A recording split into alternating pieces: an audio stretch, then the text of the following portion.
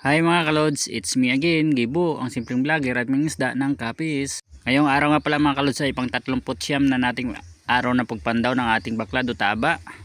At ito ang mga kuha namin ngayong araw, isang pirasong limango mga kalods, kaso maliit lang kaya tinanggalan ko na lang ng mga sipit para maisama na lang sa lalagain at uulamin ngayong almusal. Bago ang lahat, nais ko munang magpasalamat sa ating poong may kapal na kahit papano meron tayong biyaya ngayong araw. At meron din kaming kuhang isang sikabayo mga kalods. Abaw, sikabayo! Si Lions is the seahorse mga kalods. Dinadala talaga to namin mga kalods pauwi kasi binibilad to namin o sinasabit sa taas ng lutuan o tawag dito sa amin na dapog upang matuyo. Pinaniniwalaan din kasi to dati mga kalods noong panahon pa ng 70s to 90s na pantaboy ng masamang espiritu o elemento. Abaw, nagpapahalata na tayo, tuloy na tumatanda na. Siyempre, aminin na natin. Diyan din naman talaga tayong lahat papunta. Kadalasan kasi noong mga nakaraang mga panahon ay makikita mo to mga kalods ay nakasabit sa mga pintuan sa mga kababahayan dito sa amin.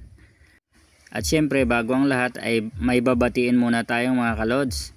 Shout out kay Priitan Barcinas Belmes at kay Ate Mia Flor Piñano Bien from Dasmariñas Cavite, kay Colrami Bolivar Simeon from Valenzuela City, kay Auntie Emily Oloroso from Malabon City. Shout out po sa inyo at maraming salamat sa mga palaging pagsuporta sa aking mga video.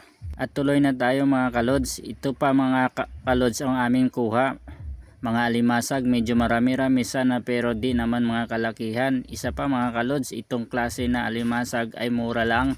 Ito ang klase na tawag dito sa amin ay matan o krusan at may dalawang pirasong hipon na sana ay malalaki at puti. Tawag dito sa amin ay ilang pirasong isda. At good news mga kalods, at dyan pa din ang violet na dikya umuto. Tawag dito sa amin, akala ko nga wala na yun pala ay lugdang. Abaw, lugdang. At di nakalitaw. Kaya kayo na bahala tapusin ang video kong to mga kalods. Salamat sa inyo.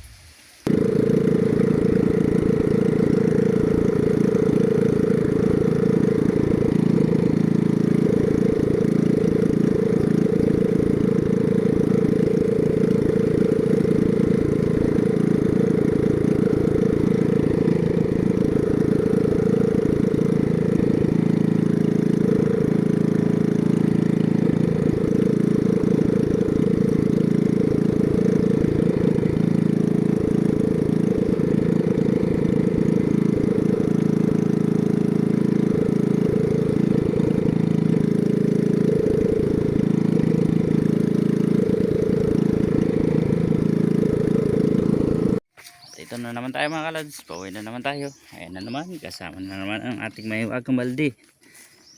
At kukunti lang ating kuha. At ito lang yung dala natin, yung ating pangulam.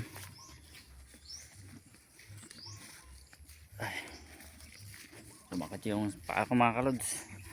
Naano ko dito sa may butas dito sa pilapil. Pumasok yung paa ko. Eto, pekeka tayo. Uy. Kaya dito na lang muna mga kalods. Salamat sa inyong panonood. Bye bye.